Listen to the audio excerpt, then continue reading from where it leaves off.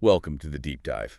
Today, we're jumping straight into a really powerful piece of history. Absolutely. We're looking at the I Have a Dream speech by Dr. Martin Luther King Jr. And look, it's more than just famous, isn't it? It teaches so much about using words to fight injustice, to inspire hope. Still relevant. Definitely. It didn't just boost the civil rights movement back then. It still shapes how we think about equality, about justice. And it wasn't given in a vacuum, right? Yeah, exactly. It was the core moment of this huge demonstration for freedom right there in Washington, D.C. Just imagine the energy, the feeling in the air. Yeah, you really have to picture the scene. And Dr. King himself, he immediately grounds you in history. He talks about the Emancipation Proclamation. Signed 100 years earlier. By a great American, he says. He's standing in his symbolic shadow. And that proclamation, it was meant to be this beacon light of hope. For millions of enslaved African Americans who'd suffered such, well, withering injustice, it promised a joyous daybreak after that long, dark night. But, and this is crucial, the proclamation itself, while freeing many, didn't automatically create equality, did it? It didn't fix the systemic stuff. No, not at all. And that's why his words hit so hard when he says, 100 years later, the Negro still is not free. That's the central tension right there. This promise of dawn, but a century on, he has to point out this basic lack of freedom. So our mission today is to really unpack his arguments, understand why this speech still resonates. Okay. So where should we start? Let's start with that point, the unfulfilled promise. He really doesn't mince words describing the situation for African Americans then. No, he paints this picture of lives still sadly crippled by the manacles of segregation and the chains of discrimination. I mean, those words, manacles, chains. Powerful imagery, like the bondage hadn't really ended, even after a century. Exactly. And it wasn't just segregation laws. He points to the economics, too. Yeah, the economic disparity. He talks about black communities on this lonely island of poverty. In the midst of a vast ocean of material prosperity. That contrast is just brutal. It really highlights how systemic it all was. Not just separate water fountains, but this fundamental gap in wealth, in opportunity. And it leads to this deep sense of being an outsider.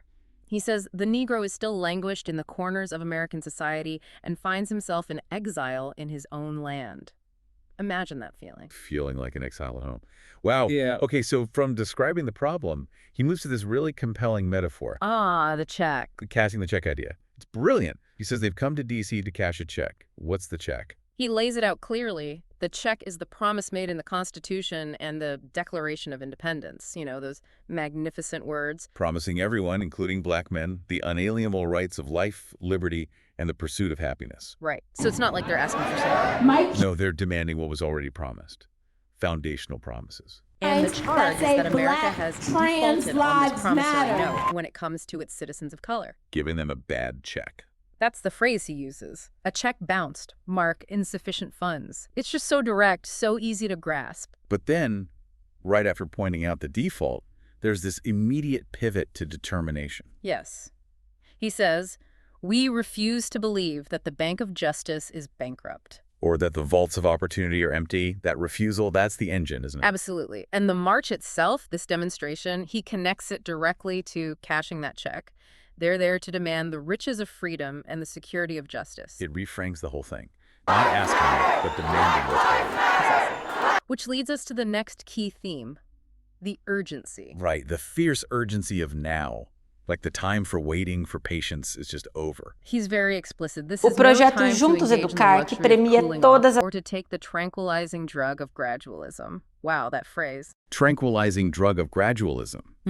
It really paints gradual change as almost dangerous. Like it puts you to sleep when you need to be awake. Exactly. It suggests complacency is the enemy.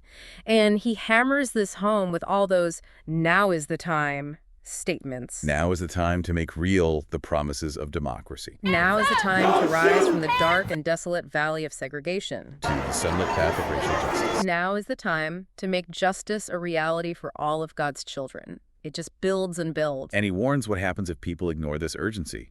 He says it would be fatal for the nation to overlook the urgent of the moment. And that this sweltering summer of the Negro's legitimate discontent will not pass until there is an invigorating autumn of freedom and equality. It's a prediction almost. A clear warning. Like, this isn't just going away. The pressure will stay on until things actually change. Right, and he makes it clear, 1963 isn't the end, it's a beginning. A heads up to anyone Sorry. thinking the Thank you. movement might just fade away after the march. Yeah, he basically says if you hoped people would just blow off steam and go home, you're in for a rude awakening. That's real resolve. Okay, so if action is urgent, how should it happen? He tackles that next, right? The method. Yes, and he's crystal clear. Nonviolence. Let us not seek to satisfy our thirst for freedom by drinking from the cup of bitterness and hatred, maintaining the moral high ground. Even facing brutality. He stresses conducting the struggle with dignity and discipline. Absolutely. Rejecting physical violence, meeting physical force with soul force. That was core to his whole philosophy, wasn't it? A strategic choice, too. Definitely. But interestingly, while pushing nonviolence, he also acknowledges the mood. He praises the marvelous new militancy in the Black community. It's like he's saying, I see your determination, your power, and let's channel it this way. Validating the feeling while guiding the action. And then he talks about allies. Crucial point. Yeah, he points out that many of our white brothers have come to realize that their destiny is tied up with our destiny, and that their freedom is inextricably bound to our freedom. We cannot walk alone. That's the line. Such a powerful call for solidarity, recognizing this fight is for the soul of the whole country. So true. And then he asks that rhetorical question, when will you be satisfied? And the answer, never. Never. And then he lists why. Police brutality, Being denied lodging, basic dignity. voter suppression. Huh. He gets really specific, mentioning a Black person in Mississippi who can't vote, and one in New York who feels their vote doesn't even matter. Yeah, those concrete examples make the injustice undeniable, personal. It's not abstract. Which brings us, I think, to the most famous part, the emotional core, the dream itself. The I have a dream section. And notice how he roots it. It is a dream deeply rooted in the American dream. Smart move, connecting it right back to the nation's founding ideals. He even quotes the declaration, we hold these truths to be self-evident, that all men are created equal. His dream is that America will finally live up to that. And the images he uses, unforgettable. One day on the red hills of Georgia, the sons of former slaves and the sons of former slave owners will be able to sit down together at the table of brotherhood. Just wow. That single image says so much about reconciliation. And he pictures Mississippi, a place known for terrible oppression. Transformed into an oasis of freedom and justice. And then the part that hits everyone, I think, the personal dream for his kids. That his children will one day live in a nation where they will not be judged by the color of their skin, but by the content of their character. That line, it's become the benchmark, hasn't it, for what true equality looks like. It still resonates so strongly because, well, we're still working on it. We are. And he dreams of Alabama, too, seeing Black and white children join hands as sisters and brothers, a direct contrast to the state's governor at the time. Whose lips were dripping with the words of interposition and nullification. Those old states' rights arguments used to resist desegregation. And he builds to this almost biblical vision of transformation. Every valley shall be exalted, every hill and mountain shall be made low. The whole landscape changed. The glory of the Lord shall be revealed, and all flesh shall see it together. It's epic. But it's not just a far-off dream, is it? He brings it back. Right. He says, this is our hope. This is the faith that I go back to the South with. It's the fuel. The belief that keeps him and the movement going. And with that faith, he says, they can hew out of the mountain of despair a stone of hope. Find hope, even in the darkest times. And turn the jangling discords of our nation into a beautiful symphony of brotherhood. Find harmony amidst the conflict. And he calls for commitment, working together, praying together, struggling together. Going to jail together, standing up for freedom together, knowing that we will be free one day. That unity is key. Which leads into that incredible final section, the call for freedom to ring out. Yeah, he talks about singing My Country 'Tis of Thee with real meaning someday. When land where my fathers died, land of the pilgrim's pride, truly mean liberty for everyone. And he says, this has to happen for America to be a great nation. Then comes that amazing list of places. Let freedom ring from New Hampshire, New York, Pennsylvania. The Rockies in Colorado, the slopes of California. And then, crucially, he calls out the South. Let freedom ring from Stone Mountain of Georgia. Let freedom ring from Lookout Mountain of Tennessee. Let freedom ring from every hill and molehill of Mississippi.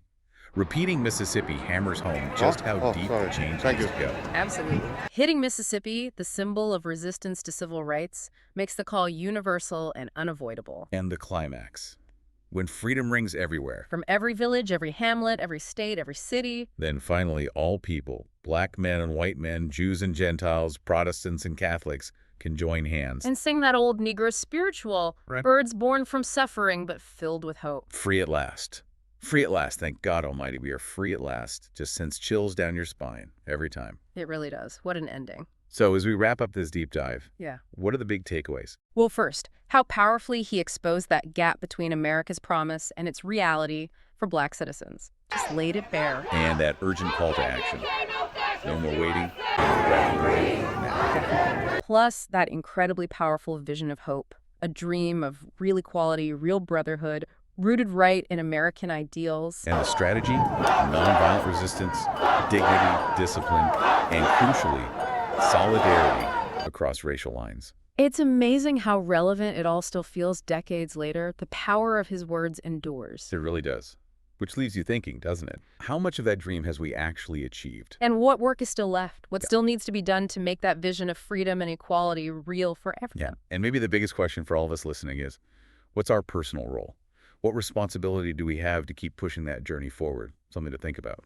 I have the pleasure to present to you Dr. Martin Luther King, Jr.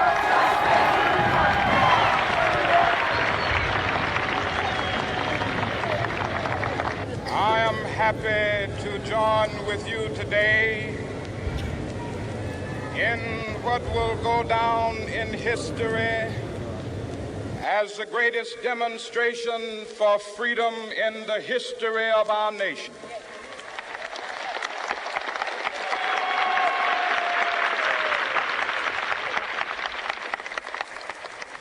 Five score years ago,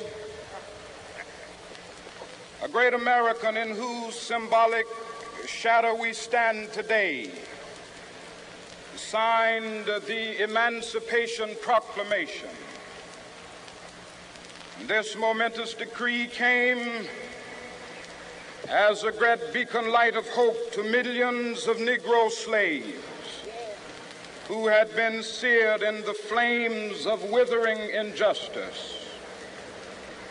It came as a joyous daybreak to end the long night of their captivity. But 100 years later,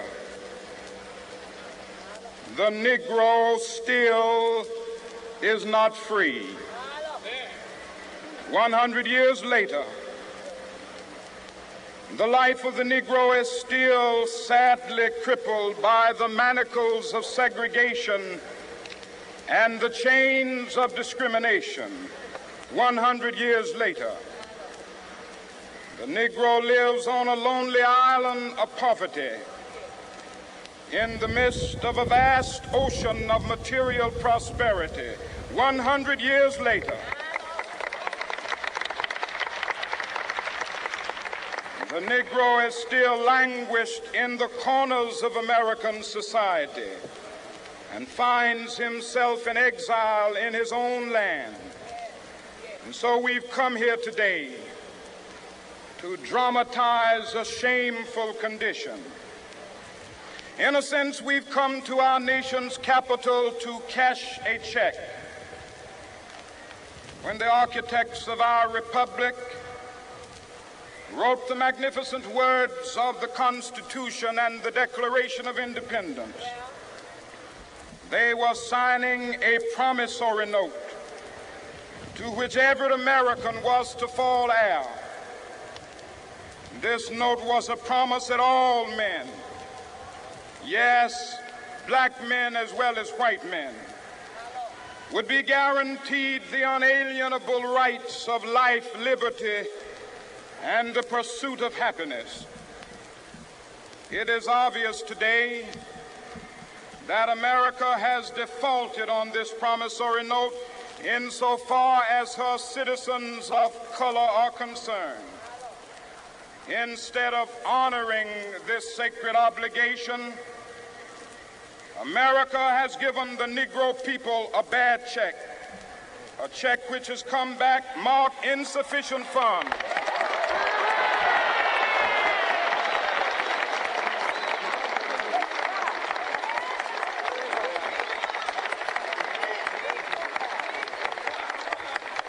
But we refuse to believe that the Bank of Justice is bankrupt. We refuse to believe that there are insufficient funds in the great vaults of opportunity of this nation. And so we've come to cash this check, a check that will give us upon demand the riches of freedom and the security of justice.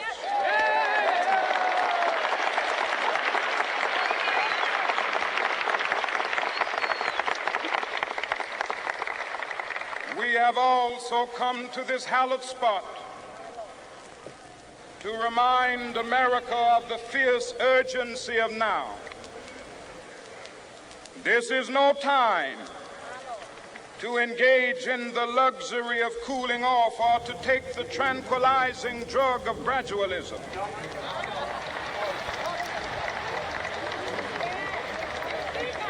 Now is the time to make real the promises of democracy.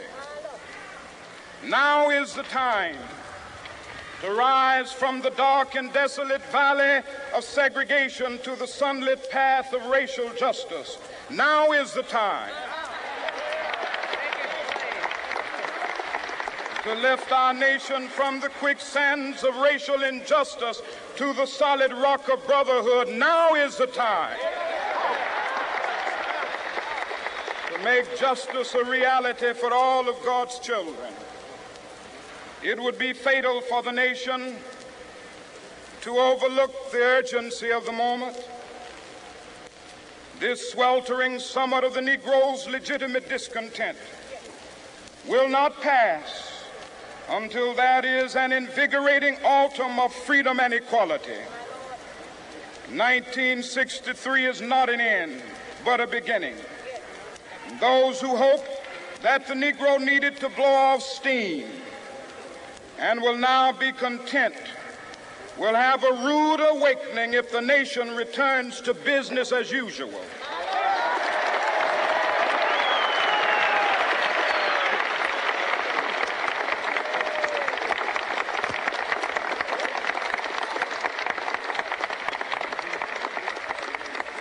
There will be neither rest nor tranquility in America until the Negro is granted his citizenship rights. The whirlwinds of revolt will continue to shake the foundations of our nation until the bright day of justice emerges. But that is something that I must say to my people who stand on the warm threshold which leads into the palace of justice. In the process of gaining our rightful place, we must not be guilty of wrongful deeds. Let us not seek to satisfy our thirst for freedom by drinking from the cup of bitterness and hatred.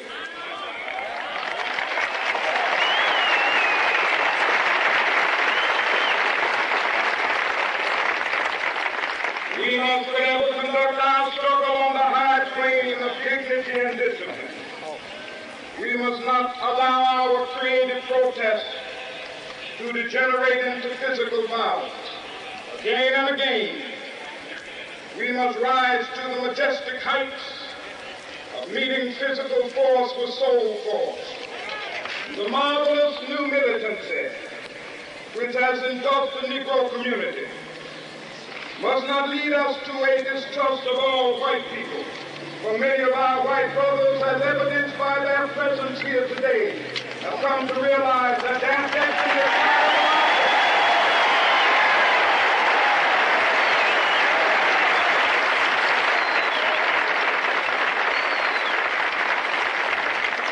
They have come to realize that their freedom is inextricably bound to our freedom. We cannot walk alone. As we walk, we must make the pledge that we shall always march ahead. We cannot turn back. There are those who are asking the devotees of civil rights, when will you be satisfied? We can never be satisfied as long as the Negro is the victim of the unspeakable horrors of police brutality. We can never be satisfied.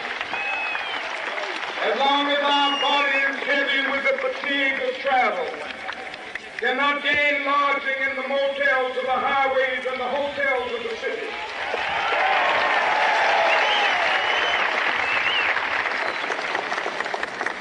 We cannot be satisfied as long as a Negro in Mississippi cannot vote and a Negro in New York believes he has nothing for which to vote.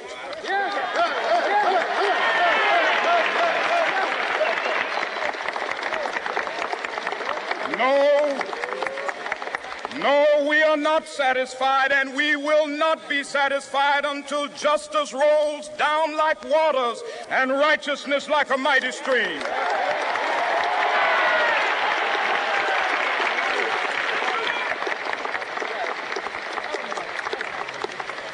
I am not unmindful that some of you have come here out of great trials and tribulations. Some of you have come fresh from narrow jail cells.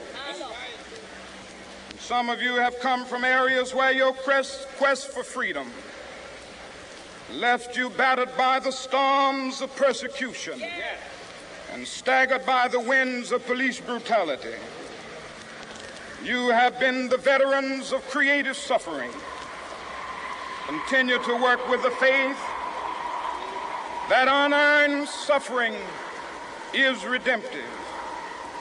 Go back to Mississippi. Go back to Alabama. Go back to South Carolina. Go back to Georgia. Go back to Louisiana. Go back to the slums and ghettos of our northern cities, knowing that somehow this situation can and will be changed. Let us not wallow in the valley of despair. I say to you today, my friends,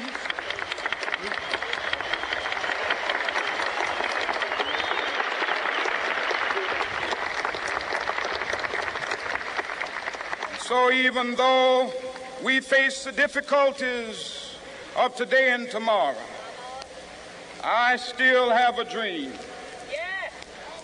It is a dream deeply rooted in the American dream.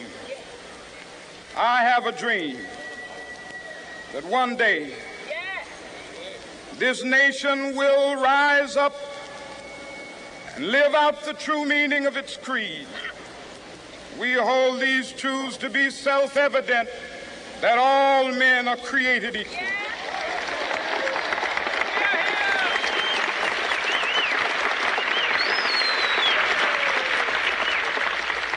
I have a dream that one day on the red hills of Georgia, the sons of former slaves and the sons of former slave owners will be able to sit down together at the table of brotherhood. I have a dream that one day, even the state of Mississippi, a state sweltering with the heat of injustice, sweltering with the heat of oppression, will be transformed into an oasis of freedom and justice. I have a dream that my 4 little children will one day live in a nation where they will not be judged by the color of their skin, but by the content of their character. I have a dream today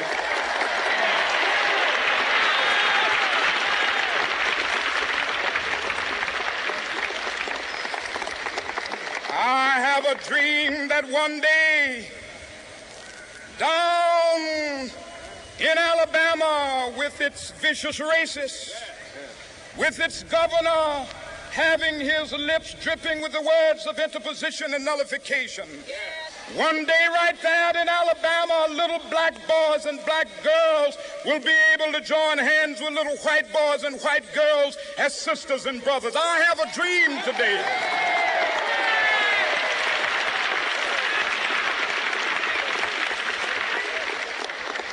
I have a dream that one day every valley shall be exalted, and every hill and mountain shall be made low. The rough places will be made plain, and the crooked places will be made straight. And the glory of the Lord shall be revealed, and all flesh shall see it together. This is our hope. This is a faith that I go back to the South with. With this faith, we will be able to hew out of the mountain of despair a stone of hope. With this faith, we will be able to transform the jangling discords of our nation into a beautiful symphony of brotherhood. With this faith, we will be able to work together, to pray together, to struggle together, to go to jail together, to stand up for freedom together, knowing that we will be free one day. This will be the day. This will be the day when all of God's children will be able to sing with new meaning, "My country, tears of thee. Sweet land of liberty, of thee I sing. Land where my fathers died, land of the pilgrim's pride. From every mountainside, let freedom ring. And if America is to be a great nation, this must become true. And so let freedom ring. From the prodigious hilltops of New Hampshire, let freedom ring.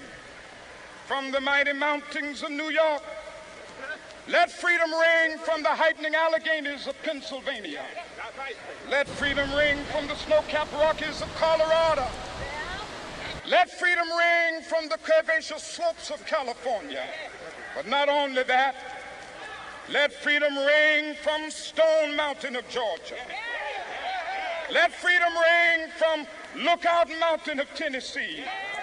Let freedom ring from every hill and molehill of Mississippi, from every mountainside. Let freedom ring. And when this happens, when we allow freedom ring, when we let it ring from every village and every hamlet, from every state and every city, we will be able to speed up that day when all of God's children, black men and white men, Jews and Gentiles, Protestants and Catholics, will be able to join hands and sing in the words of the old Negro spiritual, "Free at last, free at last. Thank God Almighty, we are free at last."